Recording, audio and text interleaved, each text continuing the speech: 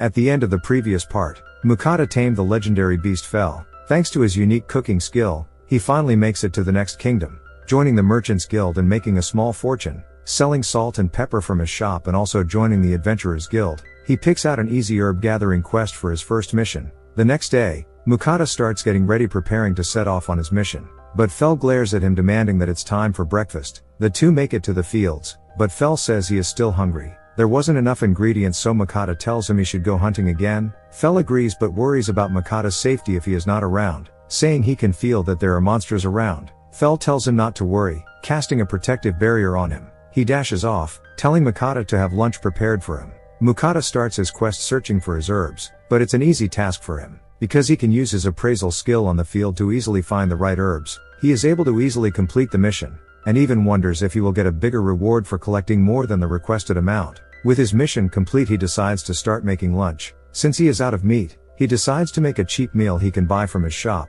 which turns out to be spaghetti. As he is preparing the meal, Fel returns with a rock bird, saying he enjoyed the teriyaki from the other day. He says he hunted other monsters as well, but couldn't bring them all at once, but Mukata tells him they can pick it up later. Mukata finishes off preparing the spaghetti, but remembers the final ingredient, picking up some Parmesan cheese. Fel finds the spaghetti to be strange, but Mukata explains it is food from his own world. When Fel tries it, he is pleasantly surprised, enjoying it even though there isn't as much meat. Mukata tells him to try out the cheese powder and Fel is amazed at the richer flavor. Fel ends up making a mess, getting the sauce all over himself. As Mukata laughs at the sight, Mukata is suddenly shocked when he sees the mountain of monsters that Fel haunted. There are all kinds of monsters and Mukata starts stuffing them into his storage. He wonders if everything is edible when he recognizes an orc, but Fel tells him that orcs are considered delicacies, essentially just treating them as walking pigs. With all the monsters stored up, it's time to head back to the town. Fel tells Mukata he can ride on him, saying it's too slow to just walk.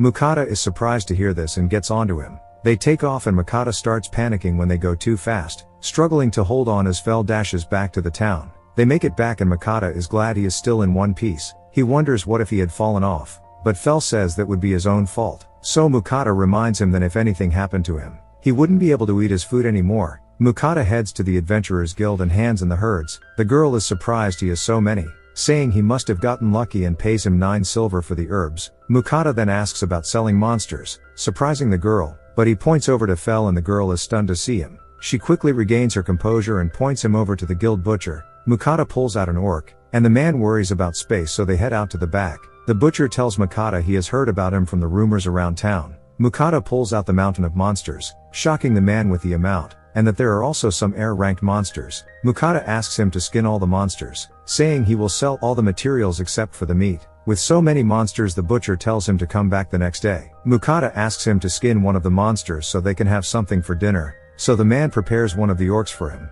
Mukata starts preparing dinner, and we learn his storage skill can keep his food from spoiling. He cuts up the orc meat, coating it with flour and fries it up. He finishes it off with some leftover sauce from that lunch. Fel devours the food, saying that orc meat is much more tender than regular boar meat. Mukata is turned off by the image of the orc, but when he tastes it he is pleasantly surprised, learning not to judge things before trying them out. The next morning, Mukata heads back to the butcher's. There is a mountain of meat and the man hands him his gold for all the materials. He is paid 202 gold and Mukata is shocked at the amount of money. The man tells him he can't be so clueless, teaching him about the value of certain materials, like orc testicles which are good for strength, and boar tusks that can be used for crafting. The man also hands him some demonic stones that contain magic powers and are dropped from the A-ranked monsters. The man tells him that people around town have been talking about him, debating about whether Fel is really a Fenrir or just a great wolf. As Mukata walks to her town he can hear the people debating. He thinks it's time that they left, and tells Fel they shouldn't stay in the same place for too long.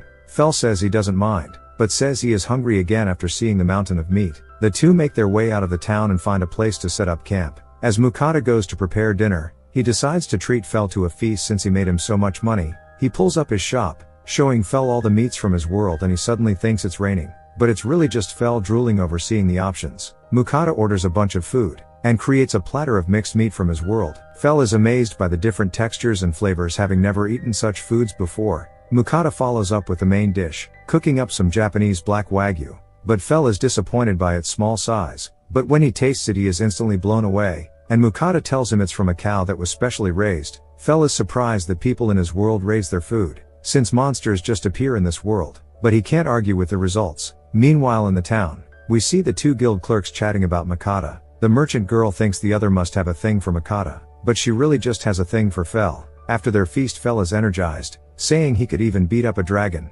Mikata gets worried hearing this and uses his appraisal skill on him. He is shocked to see that Fel has a massive boost to all of his stats. With all his energy, Fel decided to go hunting, but Mikata worries about being left alone. Fel casts his barrier on him and telling him it would be enough to even stop a dragon's breath. Fel runs off and Mikata is left behind and trusting in Fel's barrier. He just prepares his bed and goes to sleep. Fel goes on a rampage through the forest, taking out a rock bird with a single slash, using lightning magic to destroy a giant deer, wiping out a pack of orcs with his magic. And even when an orc general approaches, it is no match for him. There's a chimera beast that appears, but Fel unleashes a devastating lightning attack against it, causing a huge explosion. In the morning, Mikata can't believe himself when he finds 3 mountains of monsters all around him. Fel agrees that he might have gone a little overboard, but he boasts about taking the chimera with a single attack, when he normally would have had trouble against it. Seeing the effects of the black wagyu, Mikata has no choice but to ban it from his menu. But that's where this part ends. If you haven't seen previous parts, check out the links in the description, and don't forget to subscribe.